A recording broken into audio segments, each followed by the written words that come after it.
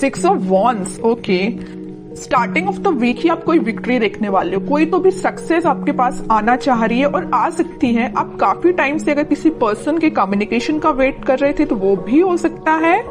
यहाँ आप देख सकते हो 2 ऑफ वॉन्ड्स का जो कार्ड आया ये आपको यही बता रहा है एक्चुअली आप काफी टाइम से किसी अपॉर्चुनिटी का वेट कर रहे थे, किसी पर्सन के आने का वेट कर रहे थे, किसी पर्सन के कम्युनिकेशन का वेट कर रहे थे, या आप ही कहीं मूवमेंट करने का वेट कर रहे थे, ट्रैवलिंग का वेट कर रहे थे। तो ये सारी चीजें ना आप इस वीक में देख सकते हो, मीन्स आप स्टार्ट हो सकती हैं। ठीक है, ट्रेवल करना चाहते हो तो ट्रेवलिंग भी इन्वॉल्वमेंट दिख रहा है मुझे। हाँ, किसी अपॉर्चुनिटी, रिसोर्सेस, सारी चीजें आती हुई दिख रही है। कोई पर्सन आपके साइड मूवमेंट लेते हुए दिख रहा है ना। बाकी और कार्ड्स निकालते हैं तो क्लैरिफाई हो जाएंगी चीजें। बाकी बहुत ही पॉजिटिव तरीके से स्टार्टिंग ऑफ द वीक हो रही है क्योंकि 6 ऑफ वॉन्ड्स पहले ही निकल के आ गया है। किंग ऑफ कप्स, देखिए मैंने स्टार्टिंग ऑफ द रीडिंग ही बोल दिया था आपको कि आप किसी ऑफर का वेट कर रहे हैं, आप किसी पर्सन का वेट कर रहे हैं, तो वो पर्सन आपके साइड मूवमेंट लेने के लिए निकल चुका है। इस वीक में वो आपसे कम्युनिकेशन कर सकते हैं। आप जिस कप को लेके बैठे हुए तो मे बी वो कप आपका फुल करने आ सकते हैं। और बॉटम में एम्परर का कार्ड आया है, बहुत ही पॉजिटिव कार्ड आया है। मीन्स आप ना अब लोगों के पीछे भागना आपने छोड़ दिया। अभी तक आप लोगों के में भी पीछे, अपने पार्टनर के पीछे ही मीन्स भागते थे, लेकिन अब आपके पार्टनर आपके साइड आ रहे हैं क्योंकि आपने एक अथॉरिटेटिव पर्सन की तरह अपनी पर्सनैलिटी बना ली है। मीन्स आप ना अपनी मेंटालिटी इस टाइप की बना ली है कि जिसको आना है आपकी लाइफ में आए, जिसको जाना है जाए, यू डोंट केयर। अच्छी चीज है, एम्परर मोड में ही रहना है। आप बता दूं, वापस से किसी नेगेटिव सिचुएशन में नहीं जाना है। अगर पॉजिटिव शिफ्ट आप अपने अंदर लेके आए हो ना, उसको मेंटेन करके रखिए, और नहीं लाए हो तो लेके आइए, एम्परर मोड में आइए आप। ये कार्ड आपको यही बताना चाह रहा है।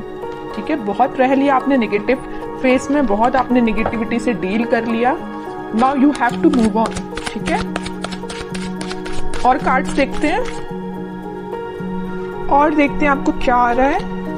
4 ऑफ सॉर्ड्स, मैंने जस्ट अब भी बोला ना कि आपने बहुत ज्यादा नेगेटिविटी से डील कर लिया, बहुत ज्यादा आपने ओवरथिंक कर लिया, लेकिन अब आपको एम्परर मोड में आना पड़ेगा। अब आपको इस पोजीशन में नहीं जाना है वापस। अगर आप इतना ओवरथिंक करेंगे ना तो 6 ऑफ वॉन्ड्स, विक्ट्री आपके साइड नहीं आएगी। वापस से आप इस थिंकिंग मोड में चले जाओगे, वेटिंग पीरियड में चले जाओगे। ऐसा नहीं करना है आपको, इस मोड से बाहर निकलिए। 2 of swords, 10 of swords, bottom में आया है queen of swords with 9 of cups. Okay, देखिए यहाँ तीनों के तीनों कार्ड मुझे डिफाइन कर रहे हैं आपकी सिचुएशन। मैं थोड़ी देर पहले ही आपसे बोला था ना कि मुझे नजर आ रहा है कि आप किस सिचुएशन से डील कर चुके हैं। आप बहुत ही ज्यादा नेगेटिविटी से डील कर चुके हैं, मे बी बहुत ही टॉक्सिक काइंड के पर्सन से आप डील कर चुके हैं। ये मे बी आपके पार्टनर भी हो सकते हैं। तो आप अपने माइंड में थोड़ी सी कंफ्यूजन क्रिएट हो गई है एक्चुअली कि अब आपको आगे बढ़ना चाहिए कि नहीं बढ़ना चाहिए, है ना। ओवरथिंक कर रहे हो बहुत ज्यादा। किसी पर्सन ने अगर आपको इस सिचुएशन में डाला है, इस नेगेटिव सिचुएशन में डाला है, तो तभी आपके माइंड में कंफ्यूजन आ रहा है कि क्या करना चाहिए आपको। लेकिन मैं बता ही चुकी हूँ, स्टार्टिंग ऑफ द रीडिंग ही बोला है, यहाँ पे आपके पार्टनर वापस से आपसे कनेक्ट होने के लिए आ रहे हैं। उन्होंने जरूर आपको 10 ऑफ सॉर्ड की सिचुएशन में डाला, आप जरूर आपने बहुत ओवरथिंक किया, लेकिन आपके पर्सन आपके पास वापस आना चाह रहे हैं। ठीक है, क्यों आना चाह रहे हैं? क्योंकि इनके माइंड में आ गई है क्लैरिटी। देख सकते हो यहाँ पे क्वीन ऑफ सॉर्ड के साथ इनके माइंड में आ गई क्लैरिटी, इनके थॉट्स में क्लैरिटी आ गई। ये अगर इनकी विश, इनकी डिजायर आप हो, अगर ये खुशियां किसी के साथ देख रहे हो तो आप हो। ठीक है, और अगर अभी तक इनके माइंड में क्लैरिटी नहीं आई थी तो इस वीक में क्लैरिटी आ सकती है, तभी वो आपके साइड कोई एक्शन लेने का सोच रहे हैं। क्लैरिटी के साथ दिख रहा है कि आपके पार्टनर के माइंड में जितना भी कंफ्यूजन था वो दूर होते हुए मुझे दिख रहा है। और करियर और जॉब के पर्पज से मैं बताऊं तो कोई तो भी अपॉर्चुनिटी आपके पास आ रही है। आप जिस सक्सेस का काफी टाइम से वेट कर रहे थे वो सक्सेस आप देख सकते हो, या किसी ऑफर का आप काफी टाइम से वेट कर रहे थे, किसी जॉब अपॉर्चुनिटी का, तो वो भी आप देख सकते हो। या किसी रिजल्ट का आप वेट कर रहे थे तो रिजल्ट आपको पॉजिटिव वे में ही दिखेगा।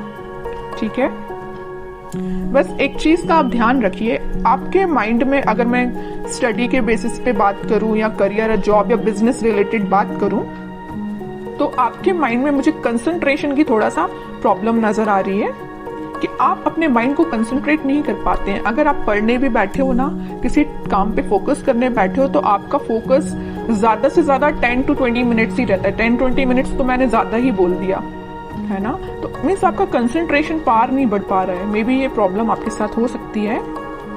क्यों नहीं हो रहा है ऐसा?